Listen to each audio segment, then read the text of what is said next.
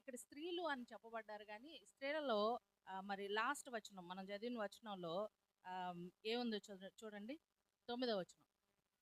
ఆదివారము తెల్లవారినప్పుడు యేసు లేచి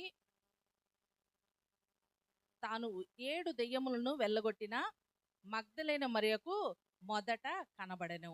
కాబట్టి ఇక్కడ అనేక మంది స్త్రీలైతే ఉన్నారు కానీ ఎవరికి కనిపించాడంట? మగ్దలేని మరియకు ఆయన కనిపించాడు. కాబట్టి ఈరోజు మనం కొన్ని విషయాలు మగ్దలేని మరియ గురించి తెలుసుకుందాం. యాక్చువల్గా ఈరోజు నన్ను కాదు ఏర్పాటు చేసింది, దేవుడు నాకు ఛాన్స్ ఇచ్చాడు. మొదటిగా మనం అయితే స్పీకర్ నేను మాట్లాడితే ఆమె గత వారం కాల్ చేసి నేను రాలేని పరిస్థితి, అంటే డ్రైవర్ అరేంజ్ అవ్వలేదని, తను రాలేని పరిస్థితి అని తెలియజేశారు. అయితే నిజంగా నేను లక్కీగా ఫీల్ అవుతున్నాను. నేను వేరే దగ్గరికి వెళ్ళి స్వార్థ చెప్పాల్సిన ఇది అయితే అక్కడ నాకు ఆ సంఘస్థులు లేకపోతే వారికి మరి వారి టైం కుదరలేదో మరి ఒకరు డిస్కస్ చేసుకోలేదో నాకు తెలియదు, కానీ అక్కడ నాకు క్యాన్సిల్ అవ్వడం మరి దేవుడు నన్ను ఇక్కడ ఏర్పాటు చేశాడు. కాబట్టి ఇది కేవలం దేవుని చిత్తమై ఉన్నదని నేను నమ్ముతున్నాను. నా ప్రజల మధ్యలో నేను వాక్యం చెప్పాలని దేవుడు మరి నాకు ఈ యొక్క సమయాన్ని ఏర్పాటు చేశాడు. తర్వాత పాస్టర్ గారు డాడీ దగ్గర చెప్పినప్పుడు నేను చెప్తాను అని ఒప్పుకున్నాను. కాబట్టి ఈరోజు మనము మగ్దలేని మరియ గురించి కొన్ని విషయాలు మనం తెలుసుకుందాం.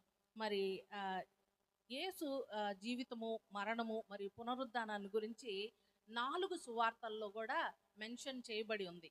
అయితే కొంచెం సీక్వెన్షనల్ డిఫరెన్సెస్ ఉండొచ్చు, అంటే పైకి కిందకి ఉండొచ్చు, లేకపోతే అవన్నీ ఒకే పద్ధతిలో లేకపోయి ఉండొచ్చు. కానీ దేవుని మరణము మరియు పునరుద్ధానము, తిరిగి లేవడము, ఇవన్నీ కూడా 4 సువార్తల్లో ఖచ్చితంగా మెన్షన్ చేయబడ్డాయి. 4 సువార్తల్లో ఇది రాయబడి ఉంది. కాబట్టి ఈ మరణ పునరుద్ధానాలు అనేవి మనం ఈ అంత్య దినాల్లో సువార్తగా ప్రకటించవలసిన వారముగా ఉన్నాము.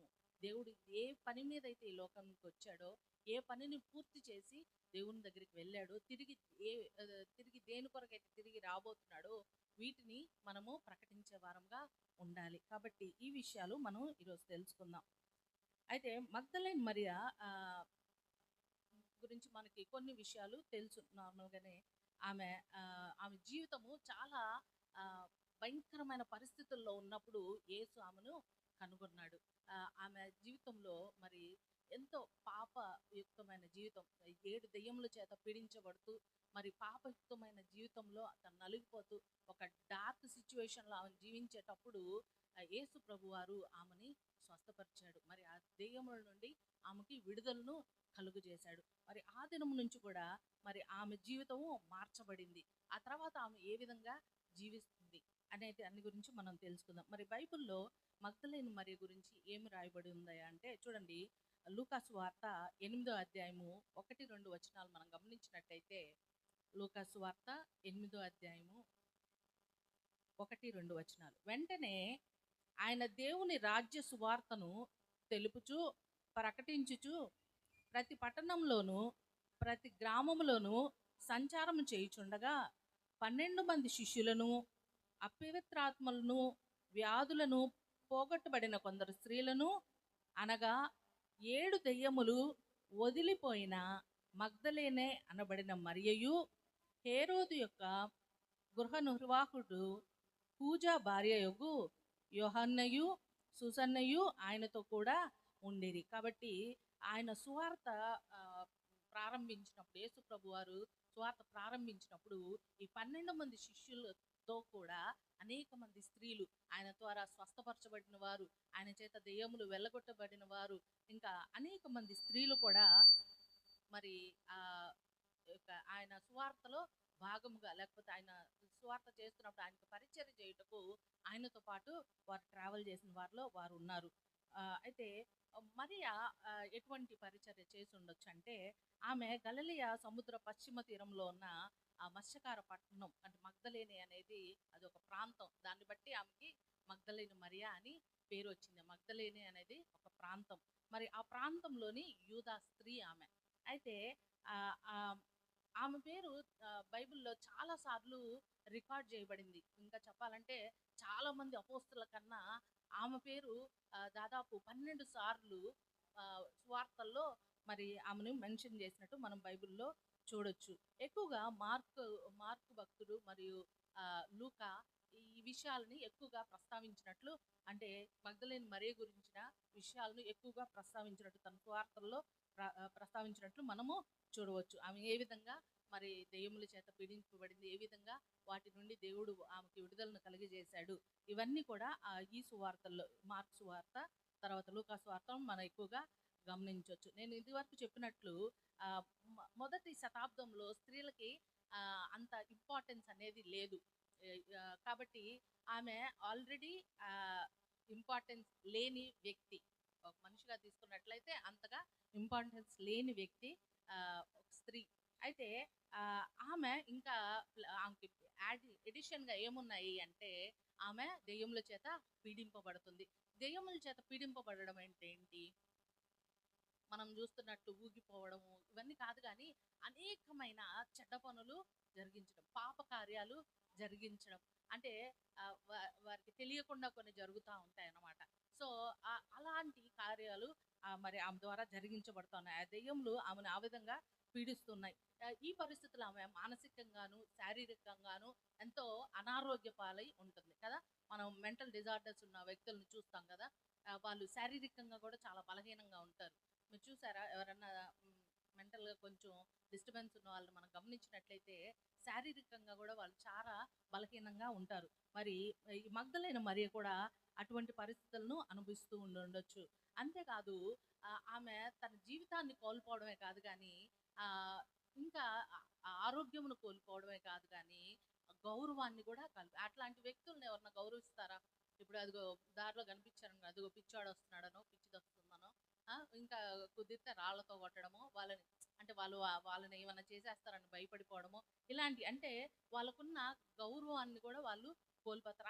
అదే విధంగా ఇక్కడ మగ్దలేనే మరియ అటువంటి పరిస్థితుల్లో ఆమె జీవిస్తా ఉంది. ఒక్కొక్క మానసిక స్థితి సరిగ్గా లేదు. అనారోగ్య పాలైపోయింది. ఇంకా చెప్పాలంటే చీకటి జీవితం జీవిస్తా ఉంది. అంతేకాదు ఆమెకున్న గౌరవము ఆమె కోల్పోయింది. మరి అటువంటి పరిస్థితుల్లో ఆమె మెంటల్ ఫీలింగ్ ఏ విధంగా ఉంటది? ఇతరుల్లోకి రాలేరు. బయటికి రాలేరు కదా! బయట వాళ్ళు నన్ను చూస్తే ఏమనుకుంటారని బయటికి రారు. తమని తాము గృహంలో బంధించేసుకొని ఉంటారు. ఇంకా చెప్పాలంటే ఆమె దేవుని చేత పీడించబడుతుందని ఆమెను కట్లతో కూడా కట్టేసి ఉండొచ్చు. కట్టేసి పెట్టి ఉండొచ్చు. మరి అటువంటి జీవితము ఆమె జీవిస్తున్నప్పుడు యేసు ఆమెకు స్వస్థతని కలుగజేశాడు. ఆ దెయ్యముల నుంచి ఆమెకి విడుదలను అనుగ్రహించాడు. ఆమె తిరిగి అందరి వలె నార్మల్ జీవితం జీవించడానికి ఆమెకి సహాయం చేశాడు. అయితే ఈ కాలంలో కానీ, ఎప్పటి కాలంలో అయితే గాని, ఎప్పుడైనా కూడా ఒక మనిషి మేలు పొందుకున్నాడు అంటే చాలా కొద్ది మంది ఆ ఉపకారాన్ని లేకపోతే ఆ మేలుని గుర్తుపెట్టుకుంటారు. కొంతమంది చాలా మామూలుగా సాధారణంగా జరిగే విషయం ఏంటంటే, మనం మేలు చేసినప్పటికి గూడా మన ఎడల కీడు చేసేవారు, లేకపోతే ఆ మేలుని మర్చిపోయేవారు అనేక మందిని మనము ఈ ఈ తరంలో లేకపోతే ఇంతకుముందు తరాల్లో గూడా మనము చూసి ఉండొచ్చు. మేలుని మర్చిపోయి రకాలు. అయితే ఇక్కడ ఈ మేరీ మగ్దలేనే ఆమె ఆహ్, ఆస్తివంతురాలు గూడా. ఆమెకి ఆస్తి గూడా ఉంది. ఆమె నార్మల్ వ్యక్తి ఏం కాదు. ఏమీ లేని స్థితిలో ఉన్న ఆమె ఏం కూడా కాదు. ఎందుకంటే మగ్దలేన ప్రాంతము పరిశ్రమలకు మంచి స్థలమంట. కాబట్టి అక్కడ ఆమె చాలా ఆస్తి కలిగిన వ్యక్తిగా ఉంది. అయితే ఆమె స్వస్థత పొందిన తర్వాత లేకపోతే ఆమె దెయ్యముల నుంచి విడిపించబడినప్పుడు ఆమె తన వారి వద్దకు వెళ్ళక లేకపోతే తన జీవితం తను చూసుకొనక మరి యేసు కొరకు తన జీవితాన్ని సమర్పించినట్లు మనకి తర్వాత లేఖన భాగాల్లో మనము చూడవచ్చు. కాబట్టి అటువంటి విడుదలను అనుగ్రహించాడు కాబట్టి ఆమె దేవునికి అంటే యేసు ప్రభు వారికి అత్యంత సన్నిహితురాలుగా లేకపోతే ఆయనతోనే జీవితం ఉండాలి. లేకపోతే ఆయన శిష్యులు ఏ విధంగా అయితే ఆయనకు పరిచయం చేస్తున్నాడు, లేకపోతే ఆయన వెంబడించి జీవిస్తున్నారో ఆ విధంగా ఆమె కూడా జీవించాలని ఆమె నిశ్చయించుకుంది. చూడండి, మరి యేసయ్య పరిచర్యలో ఈమె పాత్ర ఏంటయ్యా అంటే, లూకా సువార్త 8వ అధ్యాయము 1-3 వచనాలు మనం గమనించినట్లయితే, లూకా సువార్త 8వ అధ్యాయము 1, 2, 3 వచనాలు మనం గమనించినట్లయితే, వెంటనే ఆయన దేవుని రాజ్య సువార్తను తెలుపుచు ప్రకటించుచు ప్రతి పట్టణంలోను ప్రతి గ్రామంలోను సంచారం చేయుచుండగా 12 మంది శిష్యులను అపవిత్రాత్మలు వ్యాధులను పోగొట్టబడిన కొందరు స్త్రీలను అనగా 7 దెయ్యములు వదిలిపోయిన మగ్దలేనే అనబడిన మరియయు హేరోదు యొక్క గృహ నిర్వాహకుడగు కూజా భార్యయగు యోహన్నయు సుసన్నయు ఆయనతో కూడా ఉండిరి. వీరును ఇతరులు అనేకులు తమకు కలిగిన ఆశతో వారికి ఉపచారము చేయుచు వచ్చిరి. మరి వారు ఎలాగా మరి దేవుని సువార్తలో వాడబడ్డారయ్యా అంటే తమకు కలిగిన దాంతో వారికి ఉపచారం చేస్తూ వారు ఏ ప్రాంతానికి వెళ్తే ఆ ప్రాంతానికి వాళ్ళతో పాటు ట్రావెల్ చేస్తూ వారికి ఏ అవసరతలు ఉన్నాయి వాటిని తీరుస్తూ వారికి పరిచర్య చేస్తూ మరి వారితో పాటు ప్రయాణించినట్టు మనం చూడొచ్చు. లూకాసు వార్తికుడు ఈ విషయాలన్నీ కూడా తన యొక్క పత్రికలో ఆయన ఆ గాస్పెల్లో ఆయన రాసి ఉన్నాడు. ఈమె ధనవంతురాలుగా ఉంది మగ్దలేని మరియా. మగ్దలేనే అనే పదానికి అర్థం ఏంటయ్యా అంటే గోపురం లేక కోట అని అర్థం వస్తుంది. అంటే ఆ ప్లేస్కున్న ఇంపార్టెన్స్ లేకపోతే ప్రసిద్ధి ఏంటయ్యా అంటే కోట, అంటే ఒక సిటీ లాగా మనం చూడొచ్చు. మగ్దలేనే అనే ప్రాంతం చిన్న ప్రాంతం కాదు, అది మరి ఇటువంటి గోపురాలు కోటలు ఉన్న స్థలంగా మనం గమనించవచ్చు. అయితే ఈ ప్రాంతంలో నేను ముందుగా చెప్పినట్లు పరిశ్రమలు ఎక్కువగా ఉండొచ్చు. కాబట్టి ఈమె కొన్న ఆస్తి పరురాలు కూడా ఉండొచ్చు. కాబట్టి తన ఆస్తిని బట్టి కానీ లేకపోతే తన వారిని బట్టి కానీ ఆమె దేవుణ్ణి విడిచిపెట్టి వెళ్ళాలని ఆమె అనుకోలేదు. ఆమె దేవుణ్ణి అనుసరిస్తూ మరి ఆయన అడుగుజాడల్లో ఆమె నడిచినట్లు మనం చూడవచ్చు. అయితే ఇది బైబిల్లో మగ్దలేని మరియ గురించి మనం చూడవలసిన కొన్ని విషయాలు. అయితే ఆమె యేసు సమాధి చేయబడినప్పుడు ఆయన సమాధి దగ్గర కొంతమంది స్త్రీలు ఆయన విడువక ఆయన వెంట ఉండినట్లు మనం గమనించవచ్చు. అయితే యేసు ఎక్కడ పాతి పెట్టాడో మరి మగ్దలేని మరియకి ఎలా తెలుసయ్యా అంటే చూడండి, మార్కు సువార్త 15వ అధ్యాయము 39-40 వచనాలు మనం గమనించినట్లయితే మార్కు సువార్త 15వ అధ్యాయము 39-40 వచనాలు చూసినట్లయితే ఆయనకెదురుగా నిలిచి ఉన్న శతాధిపతి ఆయన ఇలాగు ప్రాణము విడుచుట చూచి నిజముగా ఈయన మనుష్యుడు దేవుని కుమారుడే అని చెప్పెను. కొందరు స్త్రీలు దూరము నుండి చూచుచుండిరి. వారిలో మగ్దలేనే మరియయు చిన్న యాకోబు యేసే అనువారు తల్లి అయిన మరియయు సలోమేయు ఉండిరి. కాబట్టి ఆయన చనిపోయాడని తెలిసినప్పుడు మరి ఆ పరిస్థితుల్లో ఆయన చనిపోయేంత వరకు కూడా స్త్రీలు ఆయన దగ్గరే ఉన్నారు. ఎవరెవరయ్యా అంటే ఇక్కడ మెన్షన్ చేయబడే వారందరూ కూడా అక్కడ ఉన్నారు. వారిలో మగ్దలేని మరియ కూడా ఉంది. అంతేకాదు చూడండి, మత్తయి సువార్త 27వ అధ్యాయము 55-56 వచనాలు మనం గమనించినట్లయితే 27వ అధ్యాయము 55-56 వచనాలు. యేసునకు ఉపచారము చేయుచు గలిలయ నుండి ఆయనను వెంబడించిన అనేక మంది స్త్రీలు అక్కడ దూరం నుండి చూచుచుండిరి. వారిలో మగ్దలేని మరియయు యాకోబు యేసే అను వారి తల్లి అయిన మరియయు జబదయి కుమారుల తల్లియు ఉండిరి. మరి ఆయన్ని ఆ శిలువ మీద నుంచి దించేటప్పుడు కూడా మరి అక్కడ స్త్రీలు ఉన్నారు. వీరు యెరూషలేం ప్రాంతంలోని వారు కాదు. మరి ఎక్కడి నుంచి వచ్చారా అంటే గలిలయ నుంచి కూడా యేసు ప్రభుని వెంబడించి వచ్చిన వారు అనమాట. వీరు ఆ ప్రాంతానికి చెందిన వారు కూడా కాదు. అయితే అక్కడ వారు భయపడలేదు. వేరే ప్రాంతంలో మేము ఉన్నాము, మరి ఆయన తెలిసిన వారం అంటే మమ్మల్ని బాధ పెడతారేమో, హింస పెడతారేమో అని వాళ్ళు భయపడలేదు. ఆ స్త్రీలు ఎంతో ధైర్యముగా మరి సిలువ చెంతనే ఉన్నారు. ఆయన సిలువ మీద నుంచి దించేటప్పుడు కూడా వారు అక్కడే ఉన్నారు. మరి ఆయన మృతదేహము మరి సిలువ నుండి దించేటప్పుడు మగ్దలేని మరియ కూడా అదే ప్రాంతంలో ఉంది, అక్కడే ఉంది. చూడండి, మార్కు సువార్త 15వ అధ్యాయము 47వ వచనం గమనించినట్లయితే మార్కు సువార్త 15వ అధ్యాయము 47వ వచనము, మగ్దలేని మరియయు యేసు తల్లి అయిన మరియయు ఆయన వెంబడించిన చోటు ఆయన ఉంచబడిన చోటు చూచిరి. కాబట్టి అంతేకాదు, ఆయన సిలువ మీద నుంచి దించినప్పుడే కాదు కానీ అరమతి యేసుకు మరి ఆయన బాడీని తీసుకొని ఒక గుడ్డలో ర్యాప్ చేసి మరి ఏ ఏ సమాధిలో ఆయన తొలిపించుకున్న సమాధిలో దాన్ని పెట్టే వరకు కూడా మరి స్త్రీలు ఆయనతో పాటే ఉన్నారు. ఆయన జీవించిన కాలంలో ఆయనతో ఉన్నారు. ఆయన మరణించిన తర్వాత అక్కడే ఉన్నారు. ఆయన పాతి పెట్టే సమయంలో కూడా స్త్రీలు అక్కడే ఉన్నారు. మనం ఈ కాలంలో గమనిస్తే ఎవరైనా చనిపోయారనుకోండి మన ఇంట్లో వ్యక్తే, ఆ చర్చ్ దాకా స్త్రీలు వెంబడిస్తారేమో, ఆ తర్వాత సమాధుల తోట దాకా కూడా రావటం లేదు స్త్రీలు. ఇక్కడైతే ఏం చేశారు స్త్రీలు?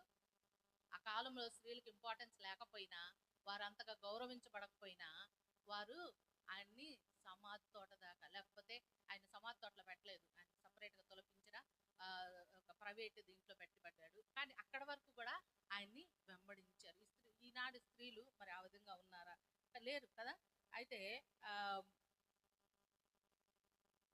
మత్తయి సువార్త 27వ అధ్యాయం 61వ వచనం కూడా మనం గమనించినట్లయితే, మత్తయి సువార్త, మగ్దలేని మరియయు వేరొక మరియయు అక్కడనే సమాధి ఎదురుగా కూర్చుండిరి. వీరు ఆ సమాధి దగ్గరకు కూడా ఆయన వెంబడించి వెళ్ళినట్లు మనం గమనించవచ్చు. మరి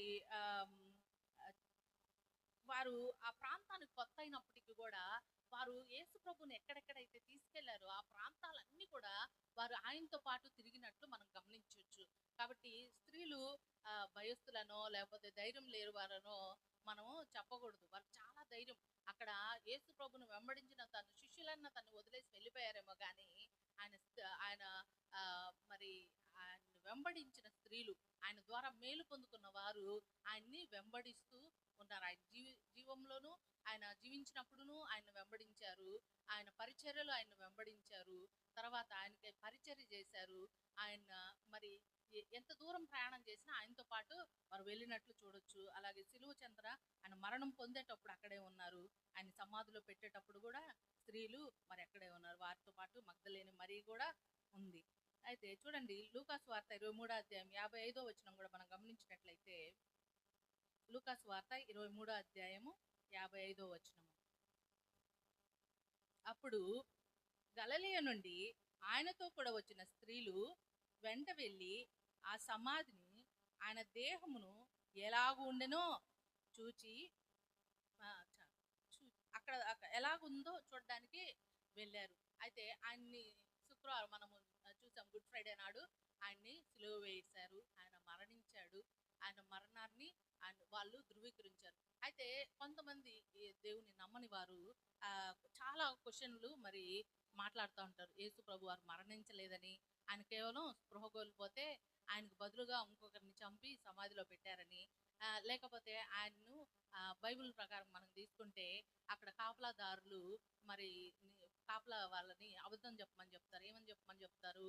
ఆయన శిష్యులు వచ్చి ఆయన దేహాన్ని తీసుకొని వెళ్ళిపోయారు అని. ఈ విధంగా మరి అనేకమైన అపోహలు మరి ఉన్నాయి. అయితే ఆయన నిజముగానే శిలువ మీద మరణించాడని రుజువులు ఉన్నాయి, ఆయన సమాధి చేయబడ్డాడని రుజువులు ఉన్నాయి. మరి దేవుడు ఈ లోకంలోకి ఏ పని మీద అయితే వచ్చాడో ఆ పనిని ఆయన తుదముట్టించాడు. మనం గుడ్ ఫ్రైడే రోజు విన్నాం, సమాప్తమైనది. ఆ తర్వాత తల వాల్చి యేసుకు తన ప్రాణంను ఆత్మను అప్పగించాడు. కాబట్టి ఆయన మరణించాడు, శిలువ మీద మరణం పొందాడు. ఆయన ఎముకల్లో ఏ ఎముక కూడా విలువబడలేదు.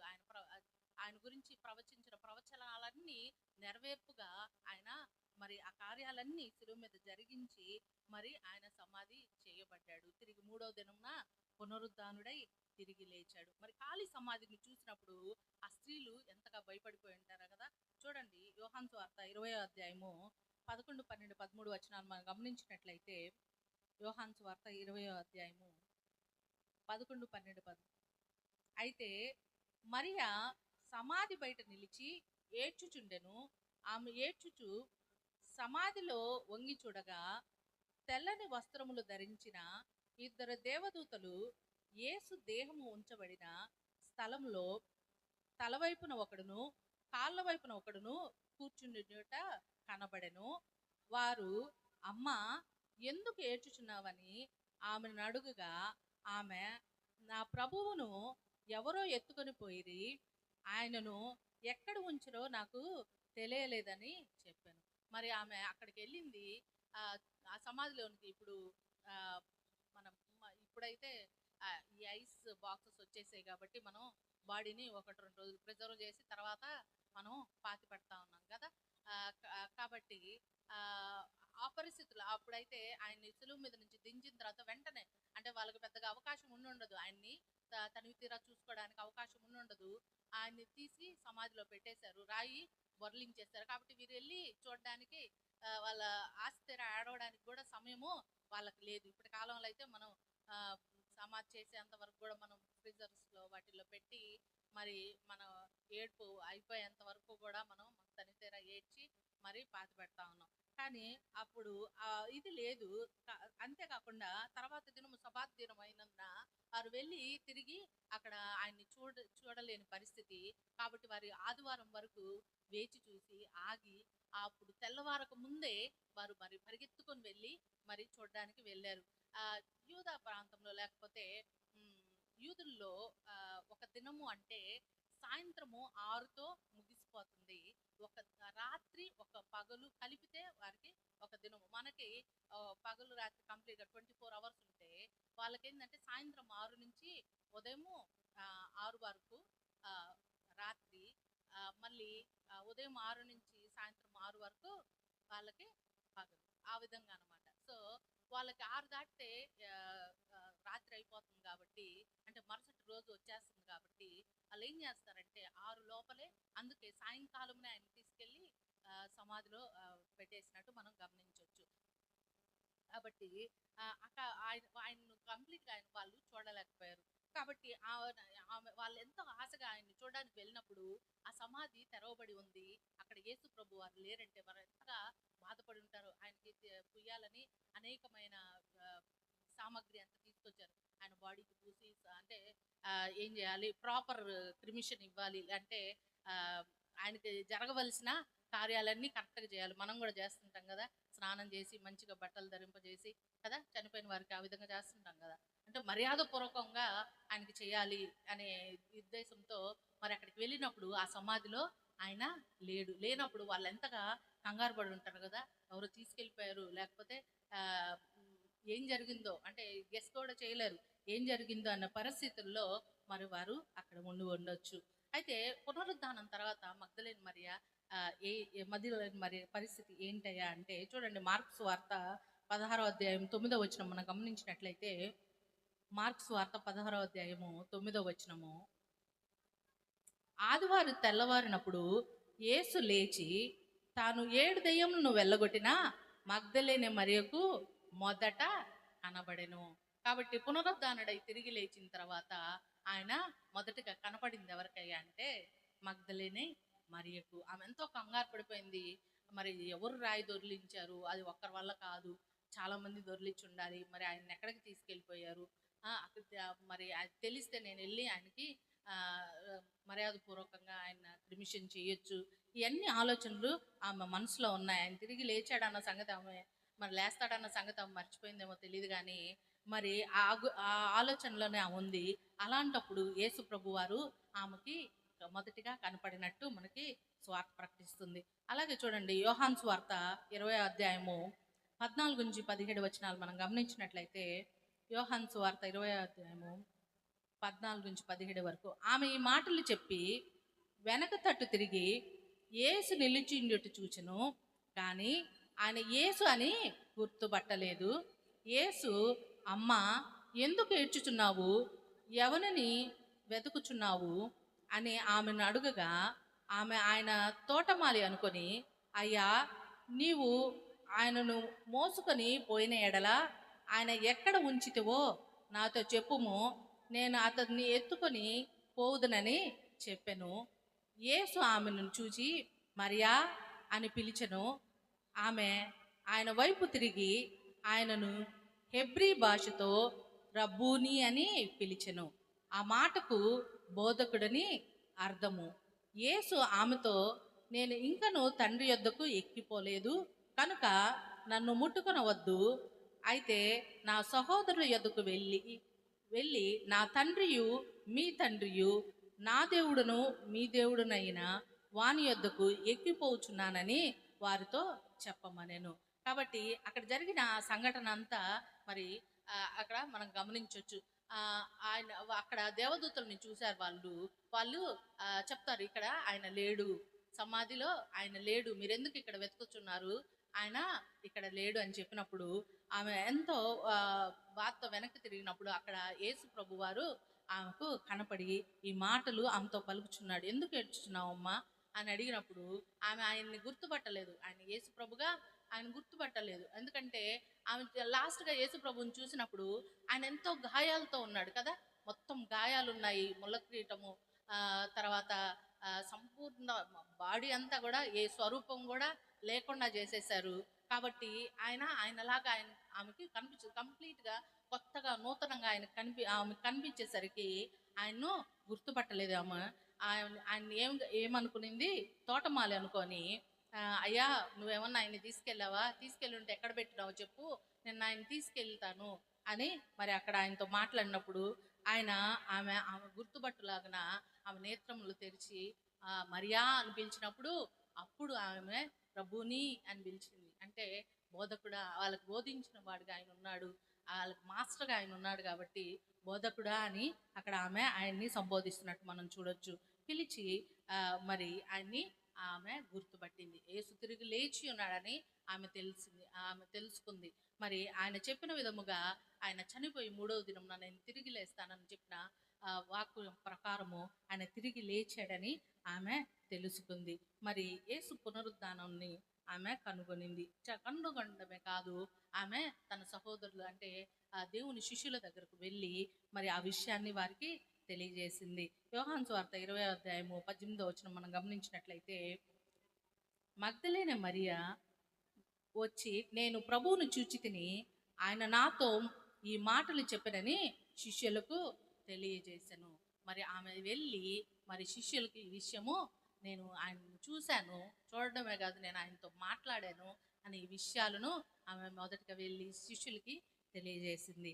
కాబట్టి మగ్దలేనే మరియా మరి ఆమె జీవితంలో ఆమె ఏమి పోగొట్టుకుంది, మరి ఏమి పొందుకుందయ్యా అంటే చూడండి, ఆమె దేవునికి ఒక నమ్మకమైన, ఆమె స్వస్థత పొందుకున్న తర్వాత లేకపోతే ఆమె దేవుని నుంచి విడిపింపబడినప్పుడు ఆమె ఆయనకి నమ్మకమైన అనుచరురాలుగా లేకపోతే నమ్మకమైన ఫాలోవర్గా దేవుని వెంబడించేదిగా ఆమె ఉంది. ఆయన విడిచిపెట్టేసి ఆమె వెళ్ళిపోలేదు. తన భార్య దగ్గరికి లేకపోతే తనకు కలిగి ఉన్న దాన్ని అనుభవించడానికి ఆమె తిరిగి వెళ్ళలేదు. కానీ ఆయనతో పాటు ఆమె మరి ప్రయాణం చేసినట్లు, ఆయన్ని ఫాలో అయినట్టు మనం గమనించవచ్చు. అంతేకాదు తనకు కలిగినదంతా కూడా, ఆమె ఏదైతే ఆస్తి ఆమెకుందో, ఆమె ధనవంతురాలని మనకు తెలుసు కాబట్టి ఆ ఆస్తిని అంతా కూడా దేవుని పరిచర్యలో ఆమె వినియోగించింది. దేవుని పరిచర్య కోసం ఆమె దాన్ని దారిపోసింది. యేసు ప్రభుకి పరిచర్య చేసింది, ఆయనతో పాటు ఉన్నవారికి పరిచర్య చేసింది. కాబట్టి ఆయన పరిచర్యలో ఆమె వాడబడింది. అంతేకాదు ఈ దినం మనం ఎలాగున్నాం, మనం కూడా మగ్దలేనే మరియలాగే మనం కూడా అనేకమైన మేళ్ళు మన దేవుని నుంచి పొందుకుంటున్నాం. కానీ మనము ఆమెలాగా ఆయన్ని వెంబడించే వారంగా ఉన్నామా? మనం ఈ యొక్క ప్రెమిసెస్ దాటామంటే లేకపోతే గేట్ దాటామంటే మన ఆలోచనలంతా మన ఇంటి పనుల మీద లేకపోతే మనం చేయవలసిన పనుల మీద వాటి మీదే ఉంటుంది. మనము బయటికి వెళ్ళి లేకపోతే ఇప్పుడు వెళ్ళిన తర్వాత భోజనం చేయాలి, తర్వాత ఇంకొక పని ఉంది పలానా పని చేసుకోవాలి, వీటి మీద మన ఆలోచనలు ఉంటాయి. కానీ మేలు పొందుకున్నామని ఆ యొక్క విశ్వాసంతో దేవుణ్ణి వెంబడించే వారంగా మనం ఉండాలి. వెంబడించడం అంటే ఏదో కాదు, ఆయన మనకు నియమించిన మరి ఆజ్ఞలను మనము పాటించడమే. ఆయన ఏం చెప్పాడో అవి తప్పకుండా మనం పాటించడము, మనం ఆయన ఎడల మన మన కృతజ్ఞత తెలిపిన వారంగా మనం ఉంటాం. అంతేకాదు ఆమెకున్న కలిగినంతా ఆయనకి మరి పరిచర్య కొరకు పెట్టడమే కాదు, ఇంకా ఏం చేసింది అంటే తన జీవితాన్ని కూడా మరి దేవుని పరిచర్య కొరకు ఆమె సమర్పించినట్లు చూడొచ్చు. దేవుడు పునరుద్ధానుడై తిరిగి లేచి దేవుని దగ్గరికి వెళ్ళిపోయిన తర్వాత కాలంలో ఆమె తన సాక్ష్యం ద్వారా అనేకులను దేవుని వైపు తిప్పినట్టు చరిత్రకారులు మనకు చెప్తున్నారు. ఆమె అనేక ప్రాంతాల్లో దేవుని వార్తను ఆమె ప్రకటించిన దానిలాగా మరి ఆమెను చూడవచ్చు. అంతేకాదు ఆమె శక్తివంతం. మనం కూడా చాలా సాక్షి జీవితం కలిగి ఉంటాం కదా, చాలా మేళ్ళు మనం పొందుకుంటాం. వాటిలో చాలా వరకు అద్భుతమైనవి ఉంటాయి. అవి మానవులకి అసాధ్యమైనవి, కేవలం దేవునికి మాత్రమే సాధ్యమైన కార్యాలు మనం అనుభవించి ఉంటాము. వాటిని ఇతరులకు చెప్పేవారంగా మనం ఉండాలి. ఆ సాక్ష్యం అనేకులను యేసు వైపుకు తిప్పేదిగా ఉంటది. మనము మన ప్రవర్తన, మన బైబిల్లో చెప్పినట్టు విధంగా మన ప్రవర్తన కూడా చాలా సార్లు అనేకులను దేవుని వైపుకి నడిపించేదిగా ఉంటుంది. కాబట్టి మన ప్రవర్తన యందు, లేకపోతే మన సాక్ష్యం యందు మనము నిలకడగా ఉండి మనము దేవుని వైపుకు నడిచే వారంగా ఉండాలి. కాబట్టి ఇటువంటి మగ్దలేను మరి ఎటువంటి జీవితం అయితే కలిగి ఉన్నదో మనం కూడా అటువంటి జీవితము కలిగి ఉండాలి. ఖాళీ సమాధి మరి అనేకమైన అనుమానాలను పటాపంచలు చేసింది. దేవుడు పునరుద్ధానుడై తిరిగి లేచిన వార్తను ప్రపంచానికి ప్రకటించింది. దేవుడు కూడా మరణించి తిరిగి లేచినట్టు లేదు. ఇప్పుడు భూ ప్రపంచంలో దగ్గర దగ్గర 4600 700 దేవతలు ఉన్నాయంట. మరి అంతమంది దేవుళ్ళని పూజిస్తున్నారు. సెల్ఫ్ క్రియేటెడ్ గాడ్స్ వీళ్ళున్నారు. కాకపోతే ఏ ఒక్కరు కూడా మరణించి తిరిగి లేచినట్టు చరిత్రలో లేదు. కేవలం యేసు ప్రభు వారు మాత్రమే మరి మరణించి సమాధి చేయబడి తిరిగి లేచాడని మనకి చరిత్ర చెప్తోంది. కాబట్టి మనము వాటిని విశ్వసించే వారంగా ఉండాలి. దేవుని వాక్యంను విశ్వాసంగా నమ్మి ఆయన ఆయన మన ఎడల చేసిన ప్రతి కార్యమును సాక్ష్యంగా మనము ఇతరులకు చెప్పేవారంగా, మనము స్వార్థ చెప్పడం అంటే మైకులు పట్టుకొని ఏదో పెద్ద పెద్దగా మనం స్వార్థలు చేయని అవసరం లేదు. మన పక్క వారికి స్వార్థ ప్రకటించే వారంగా ఉండాలి. ఏ సువార్తను ప్రకటించాలి అనేది ముఖ్యమైనది. ఆయన ఏ పనికైతే ఈ లోకంకి వచ్చాడో, మన పాప క్షమాపణ నిమిత్తమై ఆయన ఈ లోకంకి వచ్చాడు, మరణించాడు, మన పాప భారాన్ని ఆయన తొలగించాడు, విమోచన కలుగు చేశాడు, తిరిగి పునరుద్ధానుడై తిరిగి లేచాడు, తిరిగి మనల్ని తీసుకువెళ్ళడానికి తిరిగి రానై ఉన్న దేవుడు అని ఈ సువార్తను మనం ప్రకటించే వారంగా ఉండాలి. చాలా సీరియస్గా అయింది కదా టాపిక్ అంతా. ఇప్పుడు మీకు ఒక క్వశ్చన్ వేస్తాను నేను. మరి యేసు పునరుద్ధాన సువార్తను ప్రకటించింది ఎవరు మొదటిగా? మగ్దలేను మరియ, ఇంకా సుసన్న శవతాధిపతి అనింది, ఇంకా పునరుద్ధాన సువార్త. సరే, యేసు జనన సువార్తను ప్రకటించింది ఎవరు? ఇక్కడ ప్రకటించింది ఎవరు? కాబట్టి ఆయన ఈ లోకంలోకి వచ్చేటప్పుడు దేవదూతల చేత ఆయన స్తుతింపబడ్డాడు. ఆయన మరణ పునరుద్ధానం వందు కూడా దేవదూతలు. కాబట్టి దేవుడు వారిని మరి దేవుడు వారిని కాదు, వారు దేవుడిని అంతగా మహిమపరిచారు. కాబట్టి మనం కూడా ఆయన బిడ్డలుగా ఉన్న మనము, ఆయన కుమార్తెలుగా ఉన్న మనము అదే విధంగా ఆయన్ని మహంపరిచే వారంగా ఉండాలి. వాళ్ళు ఎంతగా సంతోషించారో కదా, మనం కూడా అటువంటి సంతోషాన్ని దినమున కలిగి ఉండాలి. దేవుడు తిరిగి లేచాడు, తిరిగి మనకి రానే ఉన్నాడని ఆ యొక్క గొప్ప వర్తమానాన్ని మనం మన హృదయాల్లో భద్రపరచుకోవాలి. మనం చాలా దగ్గరగా ఉన్నాం. నేను ఈ మధ్య ఏదో చిన్న క్లిప్పింగ్ చూస్తా ఉంటే అక్కడ ఒక సువార్థికుడు చెప్తా ఉన్నాడు, దేవునికి 1000 సంవత్సరములు ఒక దినముతో సమానము. అవునా? బైబిల్లో ఇక్కడ ఉంది కదా. మరి 1000 దినములు ఒక దినంతో సమానం. 1000 సంవత్సరములు ఒక దినంతో సమానం అయితే ఇప్పటికి ఎన్ని సంవత్సరాలు అయినాయి? దేవుడు ఈ లోకంలోకి వచ్చి ఎన్ని సంవత్సరాలు అవుతున్నాయి? 2 రోజులు. ఈ లెక్క ప్రకారం అయితే 2 రోజులు. ఇప్పుడు ఏ దినంలో ఉన్నాం? 3వ దినంలో. దేవుడు ఎప్పుడు లేచాడు? ఎప్పుడు వస్తాడు? 3వ దినాన వస్తాడు. కాబట్టి మనం అంటే ఇప్పుడు జరిగే వరల్డ్లో, ప్రపంచంలో జరిగే అన్ని పరిణామాలని మనం తీసుకున్నట్లయితే వీటన్నిటిని కూడా మనకు సూచిస్తూ ఉంది. ఏమేం చెప్పుకున్నారు? అన్ని దినాలు ఏం జరుగుతాయి? దేశాల మీదకి దేశాలు లేస్తాయి, యుద్ధాలు జరుగుతాయి, భూకంపాలు వస్తాయి, ఇంకా కరువులు, మనుషులు ప్రేమ కరువైపోతుంది. ఇవన్నీ జరుగుతున్నాయా? మనం ఏ న్యూస్ పెట్టండి, ఇంతకుముందు చావు వార్తలు చాలా తక్కువగా చూసేవాళ్ళు. ఇప్పుడు ఎక్కడ చూసినా కామన్ అయిపోయింది. ఇంతకుముందు ఎక్కడన్నా ఒక యాక్సిడెంట్ జరిగిందంటే అందరూ గుంపులుగా కూడేవాళ్ళు. ఇప్పుడు పక్కన యాక్సిడెంట్ జరిగితే బండిలోనే వెళ్ళిపోతున్నాం చూడకుండా. సో అటువంటి పరిస్థితుల్లో మనం జీవిస్తూ ఉన్నాం. కాబట్టి దేవుడు రాకడ సమీపంగా ఉంది కనుక మనం మారు మనసు రక్షణ పొందుకునే వారంగా ఉండాలి. ఇంకా ఆలస్యం చేస్తూ ఉంటే ఏ నిమిషాలు వస్తాడో తెలియదు. సమయం తెలిసి టైం తెలుసుంటే ఆ రోజుకి వస్తాడు కాబట్టి మనం అప్పటిదాకా టైం ఉందిలే అనుకోవచ్చు. కానీ సమయము లేదు. కాబట్టి ఈ క్షణమే, నువ్వు దేవుణ్ణి రక్షకుడిగా అంగీకరించిన క్షణమే, మారు మనసును పొందిన క్షణమే నువ్వు నిత్య జీవంలోని నడిపించబడాలి. కాబట్టి అటువంటి గొప్ప నిరీక్షణ మనం కలిగి ఉండాలి. ఈ సమయం చాలా ముఖ్యమైనది కనుక మనము ఈ నిమిషం నుంచే మనం దేవుని సొంత రక్షకుని అంగీకరించి ఆయన వెంబడించేవారు. మగ్దలేని మరియ తన జీవితాన్ని ఏ విధంగా దేవునికి సమర్పించిందో, తనకున్నదంతయు సమర్పించింది, తన జీవితాన్ని సమర్పించింది.